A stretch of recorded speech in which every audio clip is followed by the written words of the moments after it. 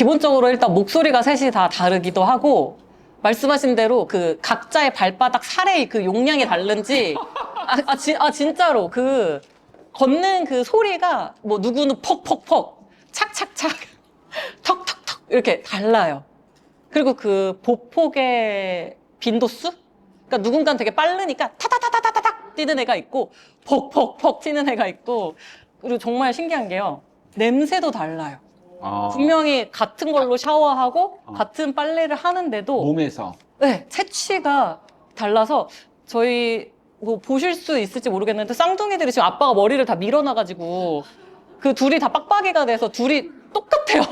제 눈엔 똑같아 보여요. 뒷모습만 봐도. 그래서 제가 너 누구야? 이렇게 물어보거든요. 구별할 때. 근데 그때 약간 머리 냄새 이렇게 맡으면 이게 저만 네, 저만 구별하는 거지만 아이만의 그 채취도 다르고 응가 냄새도 다르고 네. 네, 응가 냄새도 달라요. 똑같은 거 먹어도. 그래서 장내 유익균의 양이 다른 거. 근데 이게 그런 게 이제 예민해지면서 그렇게 구별을 하게 되더라고요.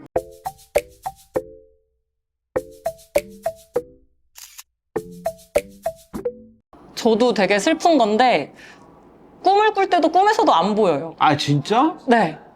차라리 저는 그래도 어릴 때 지금보다 잘 보였던 적이 있잖아요. 그거라도 반영이 되면 좋을 텐데 딱 지금 시력만큼 꿈에서 반영이 돼요. 아, 꿈에서도? 네. 꿈에서도 답답해요. 잘 안 꿈에서도 보여서. 답답해요. 네. 꿈에서조차도 그 답답함을 제가 느껴요. 이거 안 보여 이러면서. 그렇구나. 네. 눈물 나. 안 돼, 안 돼. 자, 오늘 강의 들으면서 정말 느낀 것은 앞이 보이지도 않는데 이런 어려운 환경 속에서도 결코 희망을 잃지 않는 그런 마음 자세, 이런 것들이 저도 참 눈물겹습니다. 사실 그런데도 오히려 현진 작가님은 보이지 않는데 사실 말씀도 더 깊이 좀 바라보시고 더 진하게 어떤 면에서 삶을 느끼며 살아가고 있다는 생각에 조금 존경의 마음도 들었습니다. 이제부터는 조금 더 가까이, 조금 더 깊이 현진 작가님의 삶 이야기를 들어보겠습니다. 그래서 여러분들이 이렇게 포스트잇에 붙여주신 거 외에도 제가 준비해온 게 먼저 있어가지고 먼저 이야기하고 한번 보도록 하겠습니다. 일단 이게 이제 일단이라는 말을 우리가 대부분 많이 하잖아요. 한국 사람들이 일단 이렇게 일단이라고 하는데 이걸 우리가 이제 뭐 1단에서 9단까지도 있긴 하지만 책 제목부터 이제 궁금하니까 일단 시작하고 봄. 이게 책 제목이 참 좋은데 어떻게 이런 제목을 만드셨는지도 궁금합니다.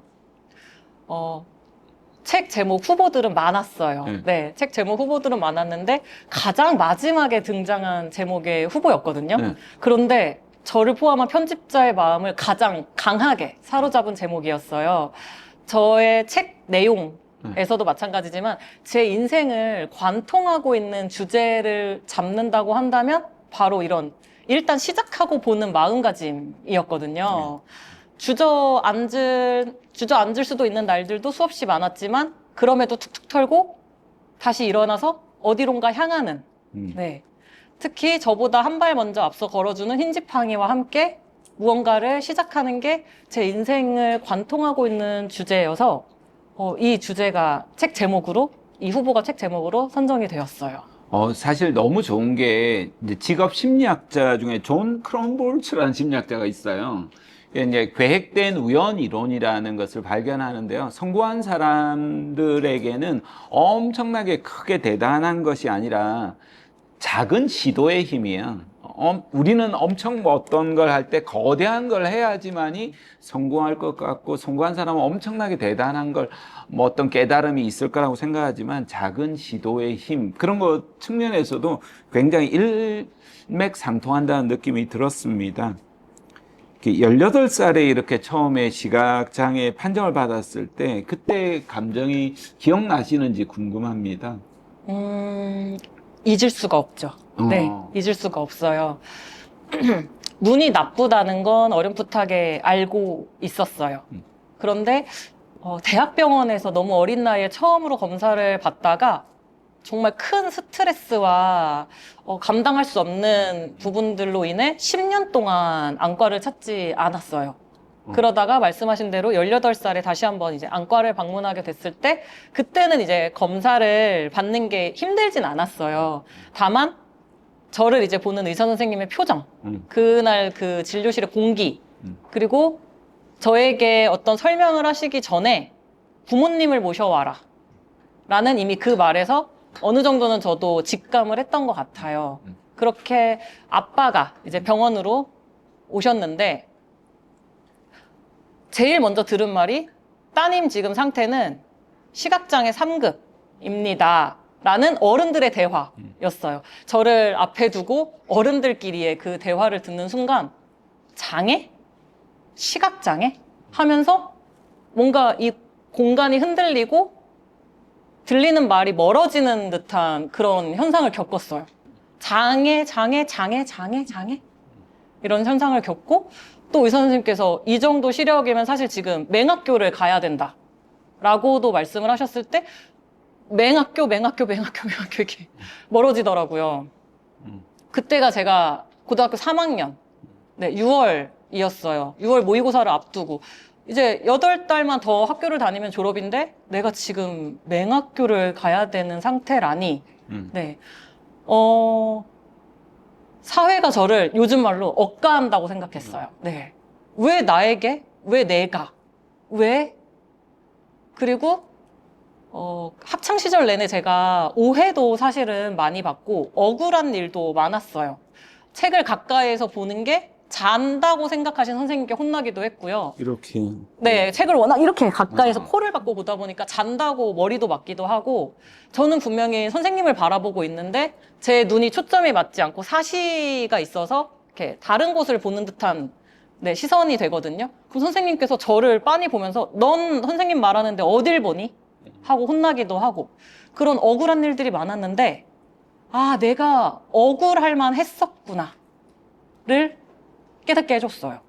내가 잘못한 게 아니고 내가 장애여서 이게 장애였구나, 병이었구나.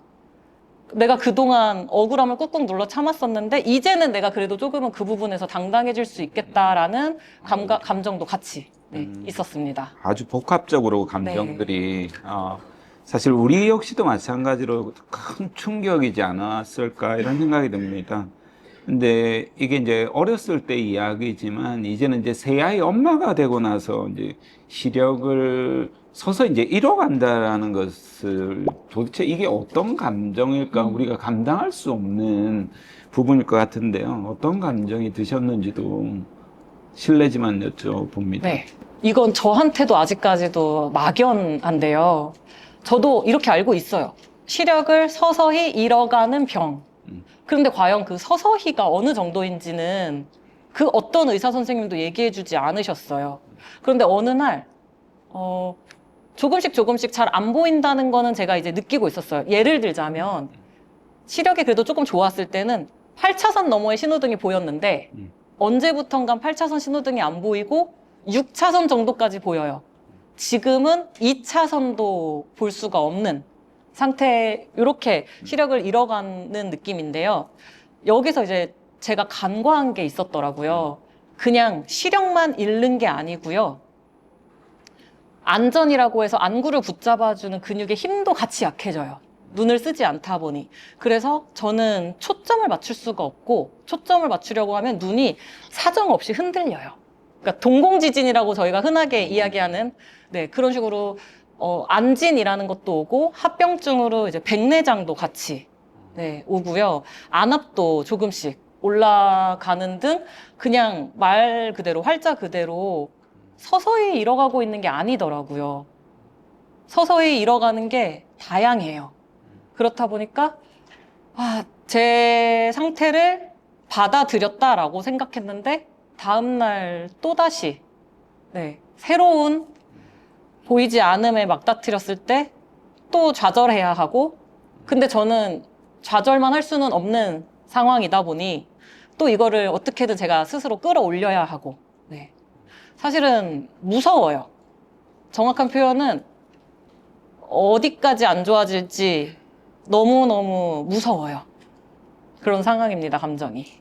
그렇죠. 사실 어떻게 보면 드는 이야기가 어둠 속에서 계단 밑으로 계속 더 내려가는 것 같은 느낌이 지하 밑에 또 지하가 있는 것 같다라는 생각이 드는데도 그럼에도 불구하고 되게 용기 있게 그 계단을 내려가고 계신다라는 생각 때문에 어쩌면 그게 또 한편으로 올라가는 길이 될 수 있지 않을까 저는 그런 생각도 듭니다.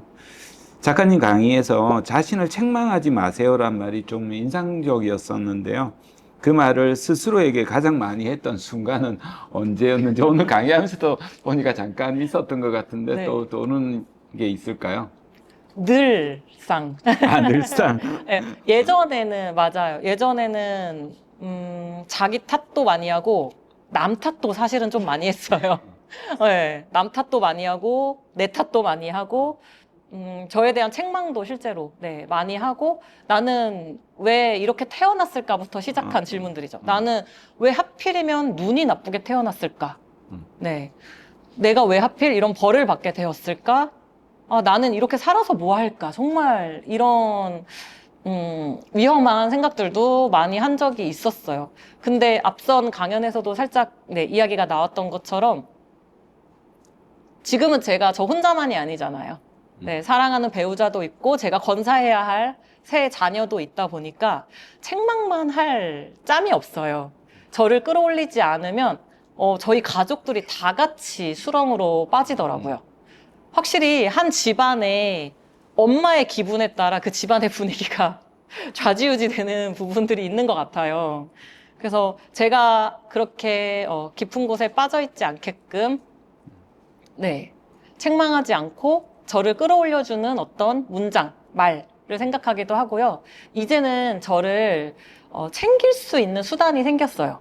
책을 쓰게 되면서 글을 쓰면서 정말 제 자신을 돌아볼 수 있었고 치유가 된다는 걸 체감하게 되고 나서는 책이 출간된 이후지만 지금도 저는 생각나는 대로 계속 글을 쓰고 있어요. 사실 저도 저를 되게 많이 책망하는 사람이어서 더 많이 위로가 되었던 것 같습니다. 앞이 보이지 않는 현실보다 또 스스로를 미워하는 마음이 좀 더 힘들다고 했었는데요.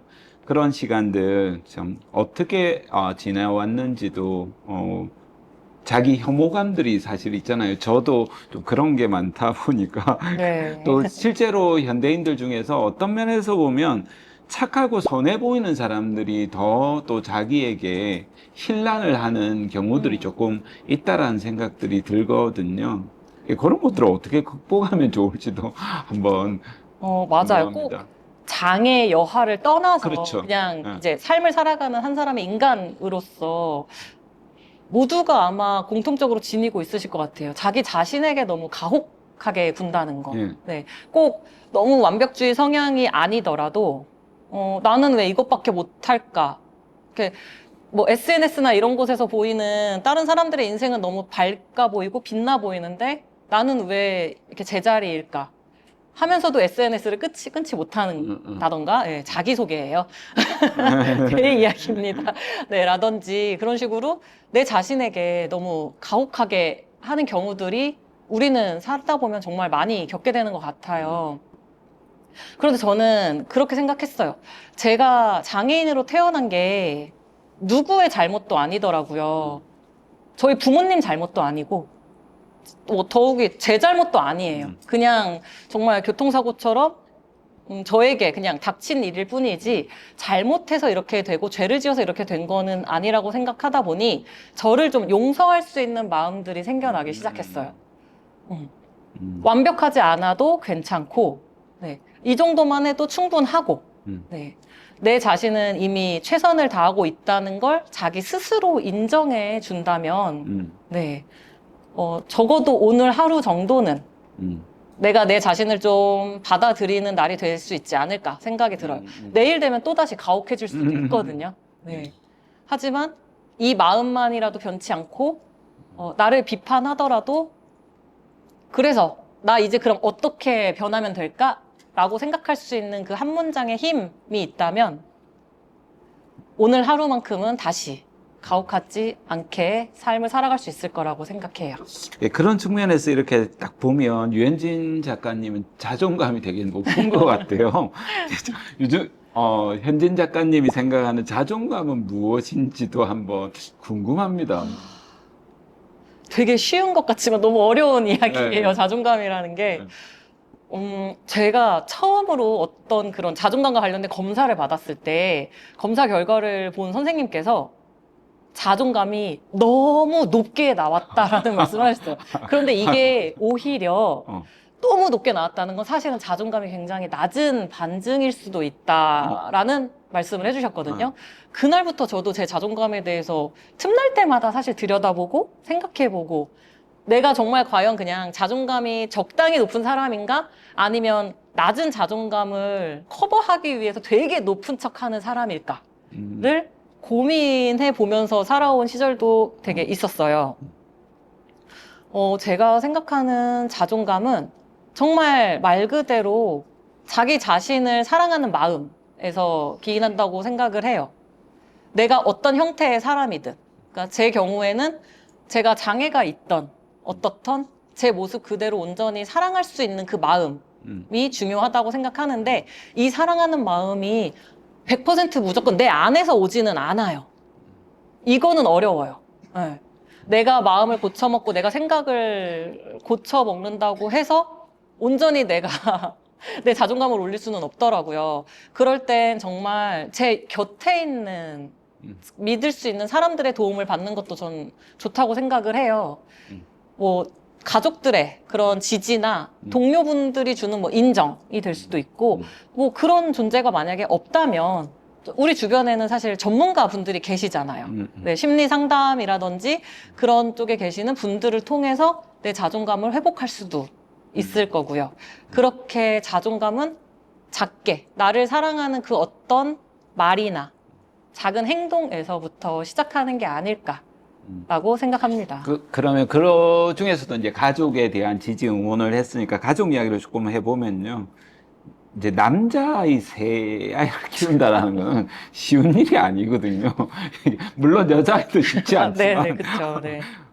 그 세 아이를 키우면서 힘들었던 순간들도 많이 이야기해 주셨는데 가장 행복했던 순간은 또 언제였는지도 궁금합니다. 아, 이건 너무 쉽죠. 쉬워요? 셋이 잘 때가 제일 행복해요. 너무 이거 솔직한 게 당연한 거 아닐까요? 그러고 보니까. 근데 이게 그냥 애들이 자서 행복한 게 아니라요. 셋이 정말 널브러져서 자고 있어요. 네, 정말 속옷도 다 위로 올라와서 서로가 서로의 몸에 막 발도 올리고 엉겨서 막 자고 있는 그 모습을 보면요. 너무 흔한 말이잖아요. 근데 너무 흔하지만 할 수밖에 없는 말인데 그날 하루의 피로가 솔직히 다 이제 녹으면서 반성의 시간을 가지게 되죠. 내가 아까 왜 그렇게 화를 냈을까? 이렇게 조그맣고, 정말 이렇게 천진하게 잘 자는 아이들. 아직 정말 너무 애기거든요.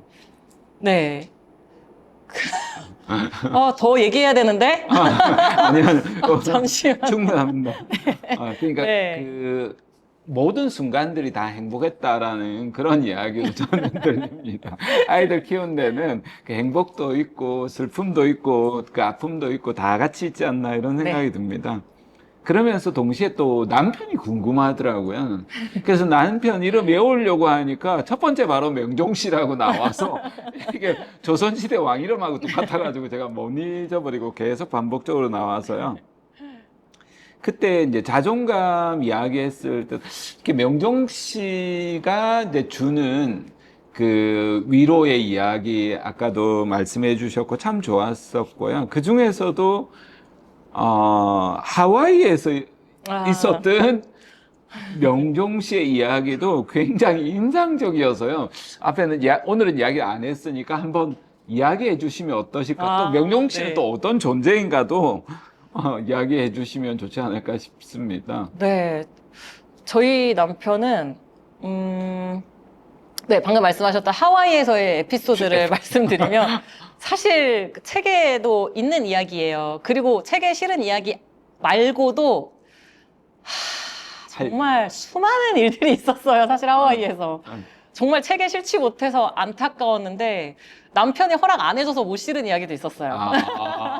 도저히 자기는 부끄러워서 이야기는 네, 싫지 않았으면 네 하는 편집자가 이야기조차도 있었군요. 네 제가 이렇게 거절을 당해서 중간 편집자가 있구나. 네 하지만 지금 말씀드릴 수 있는 이야기는 하와이에 이제 저희가 큰맘 먹고 다녀왔어요.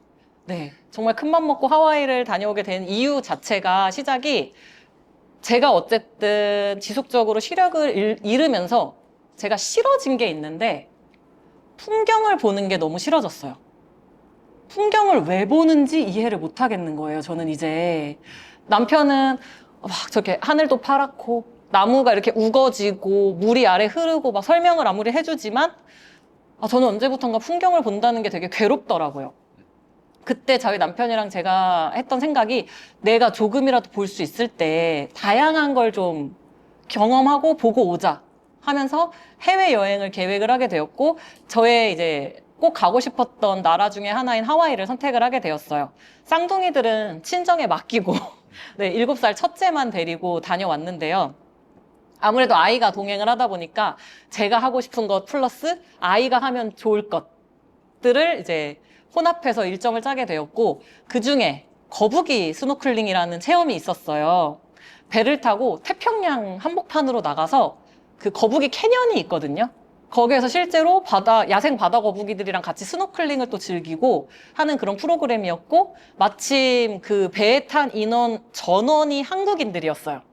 네, 그러니까 영어를 쓸 일이 없었어요. 선장님을 제외하고는 대부분이 한인 교민들이셨고, 네, 진행하시는 분도 전부 한국인 분들이시고, 탑승객도 저는 한국인이라 제가 좀 배멀미를 심하게 하긴 했거든요, 그날. 그래서, 저는 바다에서 스노클링 하다가도 멀미를 할 수 있다는 걸 그때 처음 알았어요. 근데 저 같은 사람이 많긴 하더라고요. 네, 바닷물 출렁임에도 이렇게 정신을 못 차리겠더라고요. 그래서 스노클링을 즐겁게 했지만 약간의 배멀미를 느끼면서 이제 부두에 복귀를 하게 되었어요. 배도 안전하게 딱 접안을 했고요.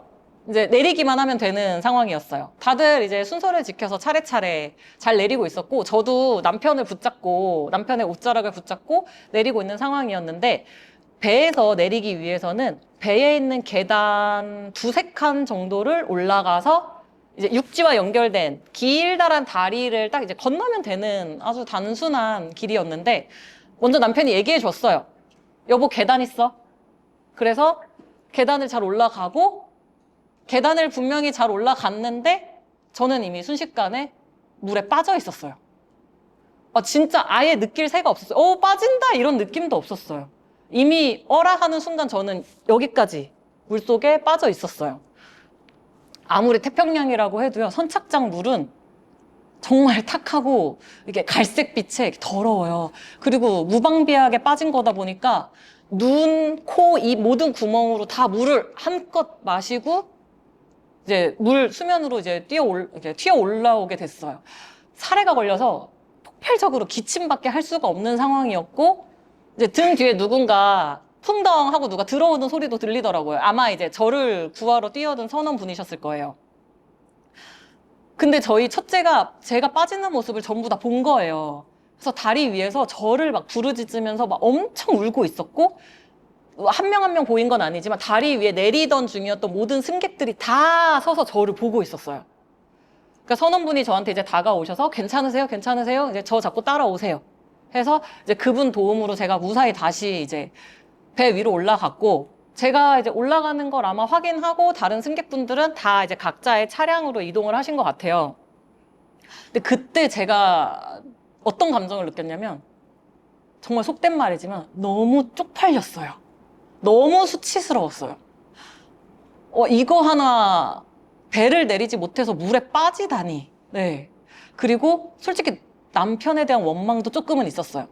말 좀 똑바로 해주지. 계단만 있다고 얘기하면 어떡해. 계단과 다리 사이에 그 틈이 있었던 거예요. 제가 그리고 그 틈으로 빠진 거였거든요. 그 틈이 있다고라도 좀 말해주면 내가 조금이라도 조심했을 텐데. 하필이면 또 숙소로 돌아가는 차가 방금 배에 같이 탔던 분들이랑 다 같이 타서 각자의 호텔로 데려다주는 셔틀버스여가지고 저는 일단 제 옷에 있는 물기를 꾹꾹 짜고 준비해갔던 타월을 전체적으로 둘둘 감고 이제 차에 탔단 말이죠. 그러니까 제가 물에 빠진 걸 지켜본 모두와 함께 차를 탄 거예요. 너무너무 수치스러웠는데 그때 저희 첫째가 갑자기 저한테 이런 질문을 해요. 엄마는 도대체 왜 눈이 나쁘게 태어난 거예요? 딱 이 질문을 들었을 때 가슴이 너무 아팠어요. 왜냐면 저도 이렇게 태어나고 싶어서 태어났던 건 아니었거든요. 그냥 그때 첫째한테는 아니 다른 사람들 계시니까 우리 조용히 하고 가자 이렇게 얘기하고 말았는데 그 말이 여행 기간 한 이틀 동안 내내 저를 따라다녔어요. 나 왜 눈 나쁘게 태어났지? 내가 눈만 나쁘지 않았더라도 내가 그렇게 빠지는 일이 없었을 텐데 이런 수모를 내가 겪지 않았을 텐데 그래서 그다음부터는 길에 있는 턱만 내려가려고 해도 제 심장이 발바닥까지 갔다 와요. 이렇게 턱 내려가는 순간 한 이틀 동안 밤에 몰래 울기도 했어요. 너무 이 여행이 괜히 왔다 생각도 들고 여행이 하나도 즐겁지가 않아서 베개를 적시다가 도저히 괴로운 마음에 네 말씀하셨던 대로 그냥 아이 재워놓고 밤에 남편한테 솔직한 제 심정을 얘기했어요. 사실 나는 제대로 알려주지 않은 당신을 굉장히 원망했고 나는 너무 수치스러웠고 그리고 너무 무서웠어, 솔직히. 너무 공포스러웠었어. 정말 생명의 위협을 느낄 정도로 되게 무서웠었어. 그리고 난 그 다음부터 이 여행이 하나도 즐겁지가 않아. 나 이거 어떻게 해야 될까? 이렇게 얘기를 했고, 날 지켜본 사람들이 도대체 날 뭐라고 생각했겠어. 막 너무 창피해. 이런 얘기도 했었는데, 묵묵히 제 이야기를 들어주던 저희 남편이 아까 제가 이야기했던 바로 그 문장. 근데 현진아, 누구라도 그럴 수 있었어. 라고 이야기를 해주는 거예요. 아니, 내가 안 보이니까 빠진 거잖아. 이렇게 얘기를 했더니, 아니, 스노클링이 너무 재밌어서 체력을 다 써서 다리가 후들거리는 사람도 분명히 있었을 거야. 그래서 그 사람도 체력이 안 돼서 자칫했다가는 아마 빠질 수도 있었어. 너가 눈이 나빠서가 아니라 너가 아니더라도 누구에게나 있을 수 있는 일이었어. 그리고 만약에 내가 빠졌더라도 나도 너랑 똑같이 느꼈을 것 같아. 나도 너무 창피했을 것 같고 나도 너무 무서웠을 것 같아. 그런데 있잖아. 다리 위에서 널 지켜본 사람들이 너 되게 창피하겠다라고 생각했을 것 같아? 라고 묻더라고요. 입장을 바꿔서 생각해봤어요. 제가 만약에 그렇게 물에 빠진 사람을 목격했다면 저 사람 엄청 창피하겠다라고 생각했을까요? 제가 과연? 우리가 그렇게 생각할까요? 어머, 어떡해. 저 사람 무사히 빠져나와야 될 텐데. 보통은 이렇게 생각하겠죠? 그리고 그 사람이 빠져나오는 거를 확인했을 때, 아, 정말 다행이다 하면서 안도하고 이제 각자의 길로 갔을 거예요. 그 물속에 저를 가두고 있었던 건 저였어요. 근데 남편의 그런 말이 다시 저를 그 물 밖으로 건져 올려줬어요. 그렇게 저희 남편은 저를 항상 끌어올려주는 사람이고 한결같은 사람이에요. 영경 씨 존경합니다. 네. 네. 네.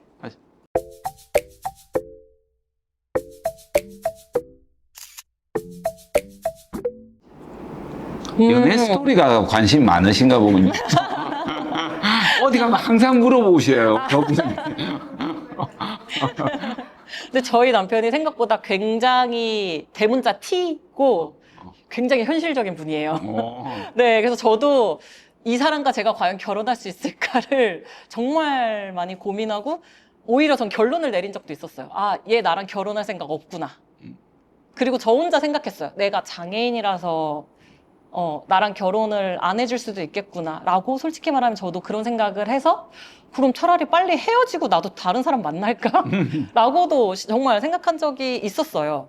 그런데 처음 저희 남편이 저를 알고 지냈을 때는 그냥 눈이 좀 나쁜 애 정도로 알고 있었다고 하더라고요. 그래서 저랑 이제 연애를 하기 전에 제가 미리 말을 했어요. 나는 이런 병이 있고 병 이름도 정확히 얘기해주고 진행성이라서 나는 이제 서서히 계속 좀 시력을 잃어간데 지금은 어느 정도 보여. 이런 말을 했을 때 저희 남편은 사실은 아무 반응이 없었어요. 그냥 그래? 똑같이 뭐 너 그럴 수 있지. 너 그런 사람이구나. 정말 아무렇지도 않게 넘어가 줬고 가장 중요한 건 결혼이잖아요. 결혼 허락을 받아야 되는데 그때 제가 정말 고민이 많았던 게 이걸 솔직하게 제가 시부모님한테 가서 이렇게 이야기를 해야 되나? 어떻게 이야기해야 되지? 어떻게 잘 이야기를 해야 이분들이 허락을 해주실까? 이 고민이 정말 너무 많았거든요. 그런데 남편이 먼저 이렇게 이야기를 해줬어요. 네가 이야기할 필요 없어. 내가 엄마 아빠한테 이미 얘기했어. 그래서 나에 대해서 뭐라고 설명했어? 그랬더니 그냥 여자친구가 있고 얘랑 결혼은 하고 싶은데 얘가 눈이 좀 나빠요. 시각장애인이라서 잘 안 보여요 라고 얘기를 했다는 거예요. 너무 아무렇지도 않게 너무 가볍게. 그래서 그 부모님은 뭘 하셔서 반대 안 하셨어? 그랬더니 저희 아버님이 그런 사람을 만난 건 그냥 네 팔자다. 네. 네. 그 아버지의 그 아들일 수도 있을 텐데, 네. 네. 네가 선택한 거고, 너가 뭐 선택했는데 그 네 팔자지, 뭐, 알았다. 정말 쿨하게, 네. 저희는 결혼을 그래서 정말 그 어떤 반대도 없이, 양가의 축복 속에, 네, 치를 수 있었는데요. 정말 그때 제 남편한테 너무 고마워서 제가 프로포즈도 생략해 줬어요. 그 대가로, 프로포즈 안 해도 돼. 네. 저보다 더 대단하시네요. 저희 장모님은 반대했거든요. 가능하다고. 저 KBS 인간극장 출연 후에 삶에 또 어떤 변화가 있으셨는지도 궁금합니다. 크진 않지만 분명한 변화들이 있었어요. 우선은 동네 분들이 저를 알아보기 시작했어요. 맞아. 네. 일단 동네에 있는 자주 가는 작은 마트 사장님께서 이제는 제가 들어가면 버선발로 나오세요. 왜 혼자 왔어? 남편 왜 안 왔어? 막 이러시면서 버선발로 맞이해 주시고 편하게 쇼핑하라고. 네, 뭐 잘 안 보이고 못 찾는 거 있으면 편하게 이야기하라고. 네, 그렇게 해주셔서 정말 저 이제 진짜 편하게 다니고 가서 막 감자가 어딨죠? 정말로 이제 물어볼 수 있게 되었고요. 무엇보다 작지만 가장 큰 변화라면 이제는 오해를 받지 않을 수 있어요. 네. 대표적으로 예를 들어 저희 이제 아이 뭐 유치원 엄마들 네,의 관계에서도 제가 살짝 소외 아닌 소외? 네, 소외를 누가 시키려고 한 건 아니고요. 제 자신이 이제 위축되었던 위치였거든요. 저 멀리서부터 뭐 원우 엄마 이렇게 인사를 하셨다는데 저는 전혀 무시를 하는 사람이 되어 있었어요. 그래서 결국 코앞까지 와서야 아니 내가 저기서부터 손 흔들었는데 왜 못 봤어? 그러면은 저는 이제 연기를 시작해요. 못 봤어요. 죄송해요. 네, 전 몰랐던 건데. 그런 식으로 정말 인사 안 하는 사람으로 오해를 정말 많이 받았는데 사실은 인간극장 덕분에 제가 이제 나서서 한 명 한 명 붙잡고 제가 시각장애인이라는 설명을 하지 않아도 이제는 모두가 알게 되었어요. 네. 그래서 제가 이제 당당하게 지팡이를 짚으면서 하원을 시키러 가도 그 누구 하나 저를 이상하게 보지 않으시고요. 오히려 도와주세요. 원훈의 반 지금 나왔다. 얼른 가봐. 이렇게 자연스러운 도움을 받을 수 있게 되었어요. 네. 작지만 그런 저에게는 큰 변화가 일어났습니다. 앞으로 더 큰 변화들이 있지 않을까 싶은데요. 네. 책이 세상에 나왔을 때 가장 먼저 떠오르는 사람은 누구였어요? 저 솔직하게 말해도 돼요? 네. 저 교수님이 제일 먼저 떠올랐었어요. 난 장난으로 정교수? 이러려고 했는데. 근데 정말 진심으로. 진짜? 저 진심으로. 이게 촬영한다고 그러는 거 아니에요? 아니, 절대 아니고. 인간극장 촬영을 하게 되었을 때도 제가 교수님께 연락도 드렸고, 이제 이렇게 책을 쓰게 되었다는 것도 또한 교수님께 제가 연락을 또 드려서 조언도 정말 많이 받았잖아요.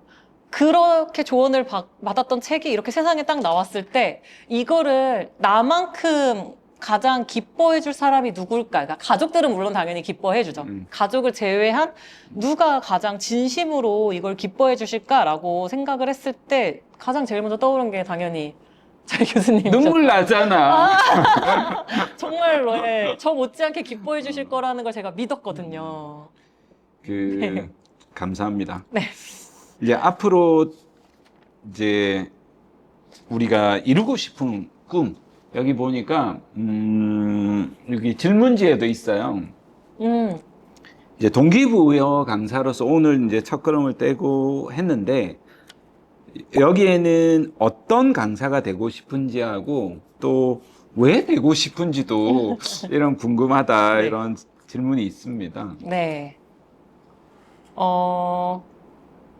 저는 일단 지금 다시 한번 오래 간직했던 꿈들을 이제야 다시 꺼내보게 되는 상황이거든요. 그리고 이제는 이 꿈을 간직만 하지 않고 오래오래, 최대한 오래오래 끌고 가고 싶어요. 이루는 그 과정을.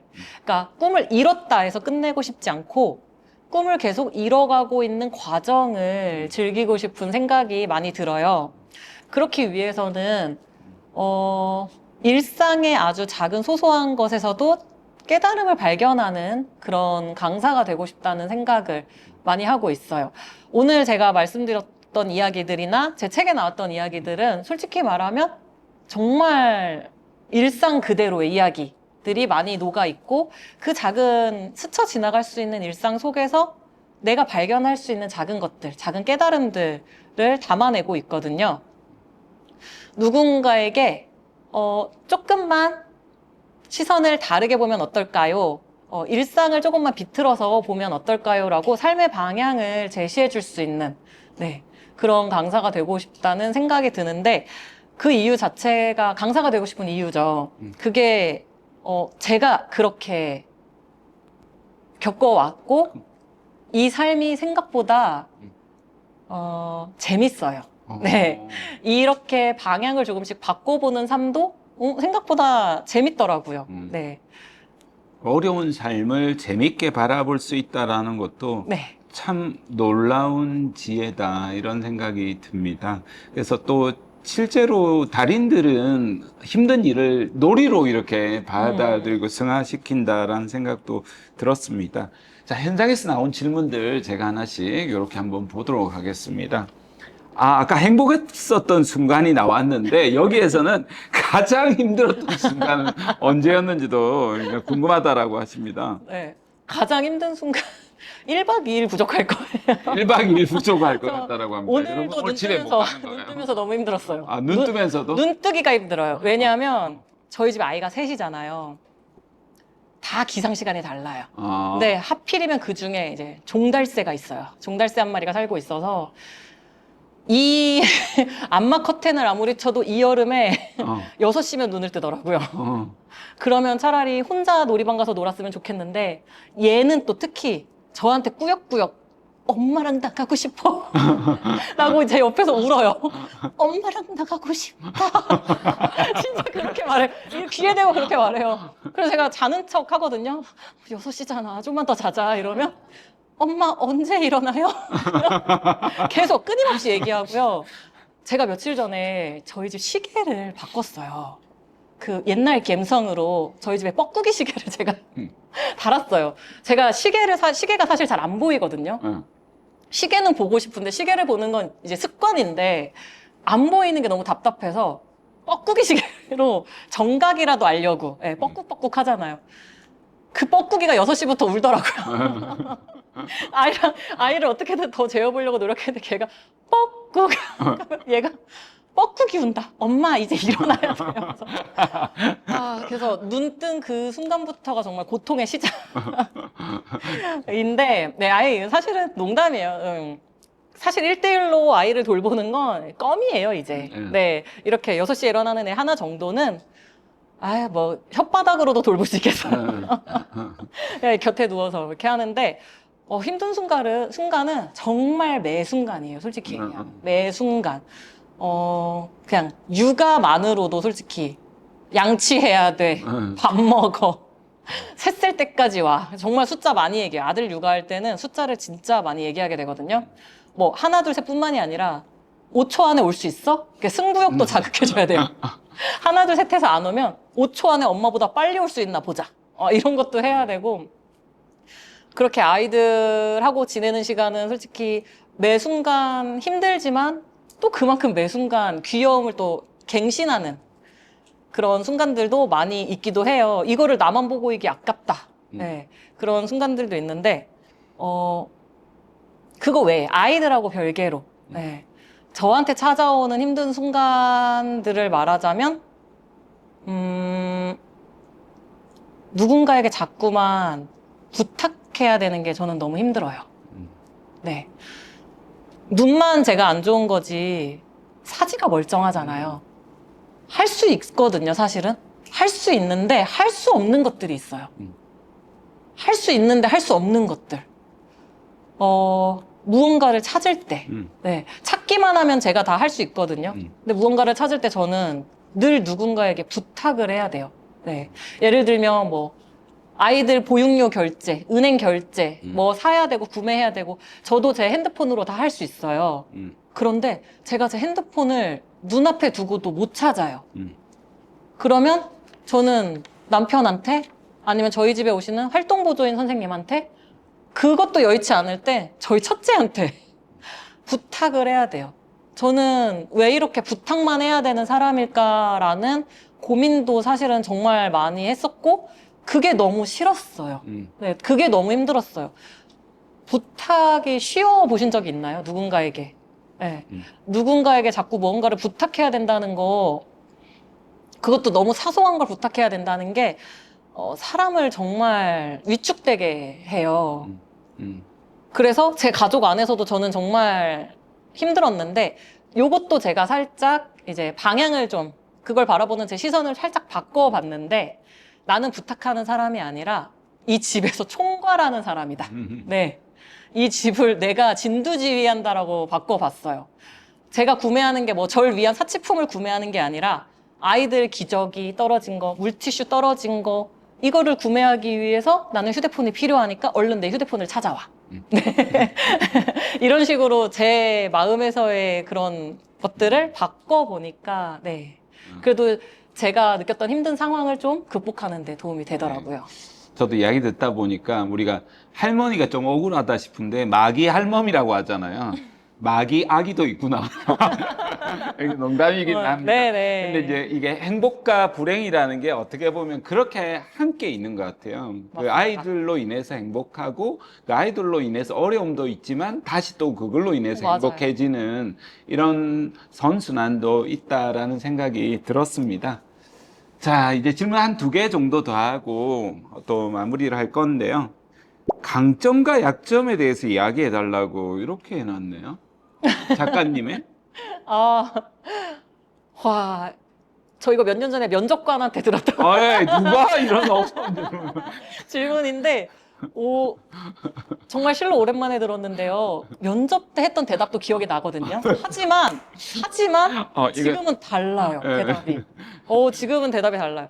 살짝 제가 면접 때 뭐라고 했었냐면, 면접장이잖아요. 그 지원자의 강점은 뭐 무엇이라고 생각하십니까? 약간 이렇게 얘기했을 때 약간 특별하고 싶었어요, 그때. 네. 그래서 뭐 이렇게 대답했어요. 제가 지금 제 자신의 강점을 제가 생각한 대로 말씀드리면 그거는 제 자랑밖에 되지 않습니다. 저 참고로 그때 20대였습니다. 패기가 넘치던 시절. 제 자랑밖에 되지 않지 않습니까?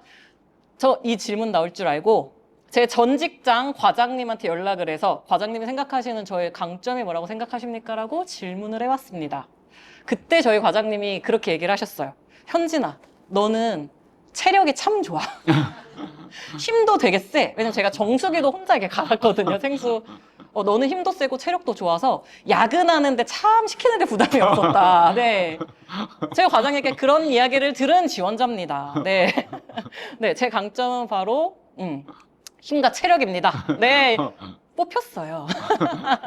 네, 그런 이야기를 했는데, 지금 제 강점은 힘도 체력도 아니에요. 전 지금 힘도 없고 체력도 없어요. 네. 지쳐 있는데, 저의 강점은 참, 어떻게 정리하면 좋을까요?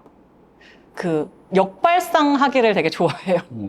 관점을 네. 바꾸고. 네, 관점을 바꾸는 거를 굉장히 잘 하고, 요게 내가 왜 이렇게 됐을까를 생각했는데, 제 취미가 추리소설 읽기거든요. 네, 그렇다 보니까 자꾸 뭘 파헤쳐야 되고, 네, 자꾸 뭐 복선도 따져봐야 되고, 이런 거를 제가 굉장히 좋아해서 추리소설 나오는 거는 웬만하면 제가 다 정말 탐독을 하는데, 그렇다 보니까 제가 자꾸 이제 현실을 조금 관점을 달리해서 바라보는 습관이 생기더라고요. 그래서 제 약점도 강점으로 승화시켜야겠다라고 자꾸 생각하게 되고, 구체적으로 저의 어떤 부분이 강점이라고 뭐냐고 말씀하시면 요거는 대답이 어렵지만 긍정 마인드, 열정, 아까도 말씀드렸죠. 무너지지 제가 않는 자존감. 그렇게까지 열정이지. 하지만 말씀하신 것처럼 지속 가능한 에너지는 있는 것 같아요. 네. 에너지가 보니까 제가 이제 책을 읽으면서 솔직하게 든 생각이 이제 굉장히 많은데 다시 방전이 됐다가 하루가 되면 금방 채워지는 것 같다는 생각이 들었어요. 맞습니다. 왜냐하면 대부분 사람은 한번 빠지고 나면 계속 이렇게 무기력하게 맞아요, 빠지는데 맞아요. 이거 언제 에너지가 다시 채워졌지? 이런 생각이 들더라고요. 제가 저를 남편한테 며칠 전에 저희 이런 대화를 하다가 내가 그냥 건전지가 아니라 약간 충전식 건전지인 것 같다. 맞아요. 날마다 네, 바로 네. 충전이 바로 네, 네, 밤사이 그 충전기 꽂아놓은 건전지 같았어요.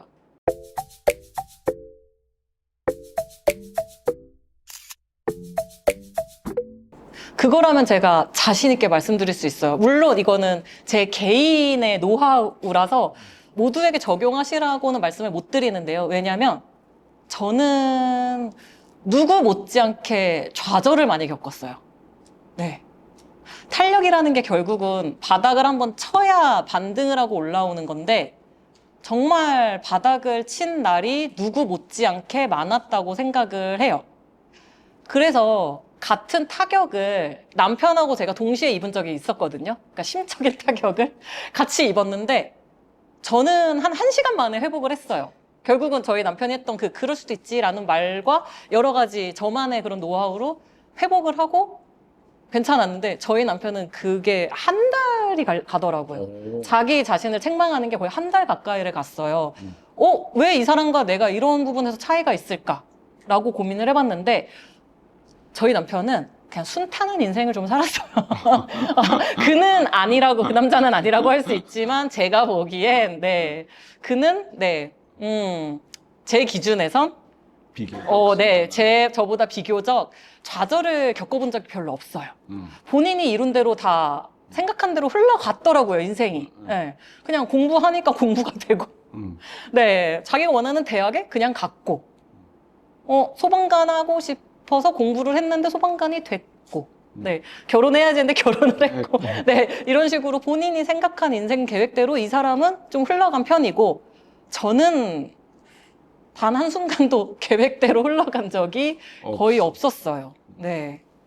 그렇기 때문에 저는 회복을 해본 경험이 많아서 이 탄력감이 정말 탱글탱글하고요. 저희 남편은 쑥 들어가서 잘 안 나오더라고요.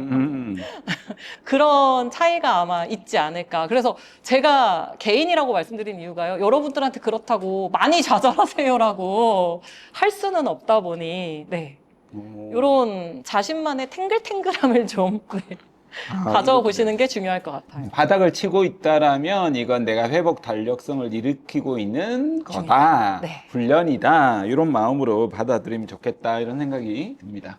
자, 질문 2개가 있어서 요거 하고 하겠습니다. 요것도 뭐 거의 비슷한 이야기 같아요. 방금 말씀하신 것처럼 좌절감, 우울감 극복하는 나만의 방법. 그래서 요거는 넘어가도 될 것 같습니다. 한 분이 이제 소감 같이 조금 길게 써주셔서 유현진 작가님 마음속 깊숙이 넣어둔 꿈 이야기가 크게 와닿았습니다. 밖으로 내보이기 힘든 진심을 말씀해 주셔서 정말 감사합니다. 최근 읽은 책에서 환경을 통제할 수 없는 인간은 환경의 통제받게 된다라는 문장을 봤습니다. 작가님의 마음속 깊숙한 곳에는 꿈과 함께 꿈을 위한 힘이 있었나 봅니다. 이렇게 감상을 조금 이야기해 주셨어요. 그래서 앞으로 강사님의 동기부여 강연가라는 꿈도 있었지만 혹시 또 다른 꿈이 있다라면 그 꿈을 포함해서 어떤 꿈들이 또 있을지도 궁금합니다. 네. 제가 이번에 나온 저의 책을 보면서 농담 반 진담 반으로 한번 1단 시리즈를 가볼까? 라는 생각도 그것도 좋은 것 같아요. 들었어요. 일단 지금 첫 번째 책은 일단 봄, 시작하고 여름, 가을, 버리니까 네 그럴 수도 있고 뭐 아니면 뭐 일단 저지르고 봄막 이렇게 될 수도 있고 네 맞습니다. 봄, 여름, 가을, 겨울로 갈 봄, 수도 여름, 있고 가을, 겨울도 좋고, 네. 봄 시리즈로 계속해도 좋고, 그런 식으로 일단 저질러 봄. 네 뭔가 저의 그 인생을 관통하고 있는 주제를 좀 더 네. 좀 더 다양하게 담아볼 수 있는 책을 내보면 어떨까라는 네, 생각도 하고 있었고요. 물론 이제 제가 아까 말씀드렸던 것처럼 강연 시작쯤에 말씀드렸던 것처럼 강의는 정말 이 자리 오늘부터 네. 이제 시작이에요. 네. 저는 정말 열심히 강의할 수 있는 자리가 있다면 언제든지 달려가서 할 준비가 되어 있고 저의 이제 작은 목표라면 지금 이제 세상을 바꾸는 시간 15분에도 네. 문을 한번 두드려 보려고 곧 나오실 겁니다. 네, 하고 있고, 지금 방영 날짜가 정해지지 않았는데, 뭐였죠? 살맛 나는, 살맛 나는 맞나요? 세상? 세상이었나요? 아. 이것이 인생. 네. 아, 그것도 아직 방영 날짜가 정해지지를 아. 않았다고 하는데, 네, 그것도 6월 중에 이제 방영이 된다고 하니까, 또 그거를 토대로 저의 새로운 이야기들을 좀 더 펼쳐나가는 그런 꿈을 꾸고 있어요. 근데 이제 저의 꿈도 물론 중요하지만 아직은 저희 자녀들이 손이 많이 가다 보니까 네, 또 이 인격체들을 올바르게 성장시키는 것 또한 네, 이것도 또한 저의 꿈이에요. 네. 원래 이제 제가 대본에 쓴 것도 원래 꿈 3가지였거든요. 힘드실까봐 하나 이야기했는데 3가지 네. 이상 나오신 것 같습니다. 오늘 이제 강의를 들으시는 분들도 강의 좀 많이 의뢰해 주시고요. 오늘 영상을 앞으로 또 보실 분들도 강의 의뢰 많이 해 주시고 또 한편으로 보면 사실 우리 사회가 되게 많이 힘들고 어려운 분들이 참 많다라는 생각도 또 들어요. 그래서 그런 분들에게 혹시 마지막으로 한 말씀 해 주신다라면 어떤 말씀 해 주실 수 있을까요?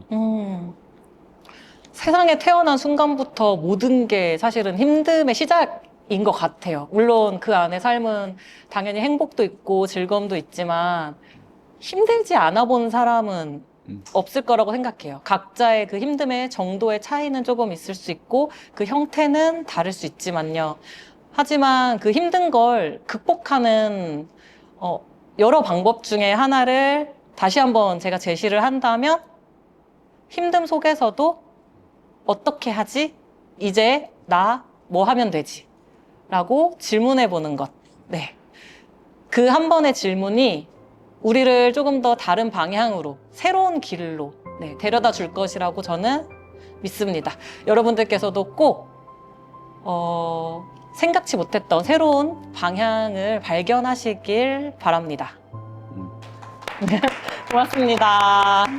사실 우리가 삶의 그 모든 순간이 결코 저는 쉽지 않겠다 이런 생각이 솔직하게 저 역시도 듭니다. 그런데도 중요한 거는 완벽하게 어떻게 살아가는 것이 아니라 포기하지 않고 현진 씨처럼 계속 꾸준하게 자기 삶을 살아내는 것이 아닐까 이런 생각이 들었습니다. 작가님은 앞이 흐려졌지만 어떤 면에서 보면 삶은 더 선명하게 살아가고 계신 것 같습니다. 오늘 자리하신 이 시간이 여러분에게도 다시 시작할 용기가 되어서요. 윤진 작가님의 또 함께 봄을 응원하고 여러분의 봄도 진심으로 응원합니다. 오늘 함께 해주신 모든 분들에게 진심으로 감사드리고 묵묵하게 삶을 전진해 나아가시길 응원하겠습니다. 축복 가득하시길 기원합니다. 감사합니다. 모두를 위해서 감사합니다. 박수 한번 하겠습니다.